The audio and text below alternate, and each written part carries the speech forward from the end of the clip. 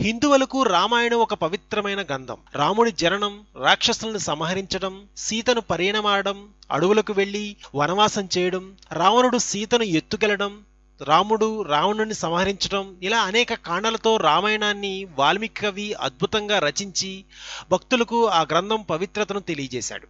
అయితే రాముడు, సీత, లక్ష్మణులు తమ అంత్యకాలంలో ఈ లోకాన్ని ఎలా విడిచిపెట్టి వెళ్లారో మాత్రం దాదాపుగా చాలా కొద్ది మందికే తెలుసు.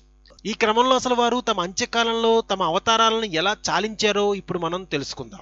రావణాసురుడి చెర నుంచి సీతమ్మను విడిపించిన రాముడు సీతకు అగ్ని ప్రవేశ పరీక్ష పెడతాడు.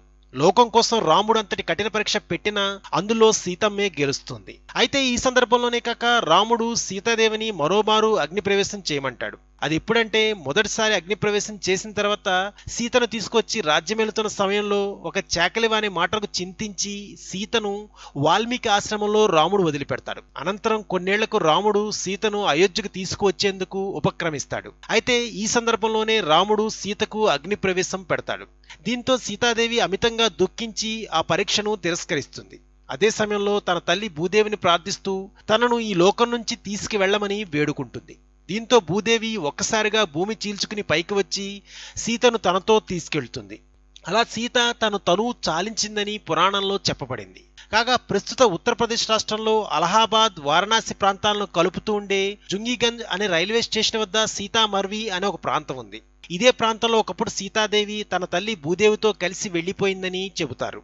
సీత వెళ్లిపోయాక రాముడు రాజ్యాన్ని పాలిస్తూ లవకుశుల్నికి అన్నీ నేర్పిస్తాడు. వారు రాజులుగా రాజ్యాన్ని పాలించే అర్హత వచ్చాక ఒకరోజు రాముడి వద్దకు యమధర్మరాజు ఒక ఋషి వేషంలో వస్తాడు. అలా వచ్చి రాగానే రాముడిని తీసుకుని ఆ ఋషి కోటలో ఉన్న ఒక గదిలోకి వెళ్తాడు. ఆ గదికి కాపలాగా లక్ష్మణుని నియమిస్తారు. లోపలికి ఎవరిని అనుమతించవద్దని వారు లక్ష్మణునికి చెబుతారు.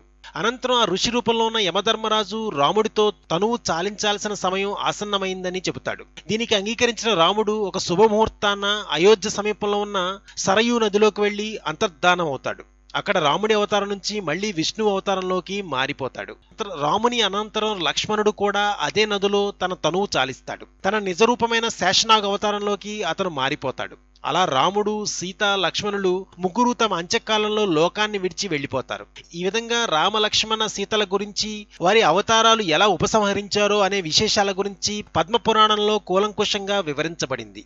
మరిన్ని హిందూ పురాణ విశేషాల కోసం తెలుసుకోవాలంటే ప్లీజ్ సబ్స్క్రైబ్ టు రెక్ టీవీ మిస్టరీ.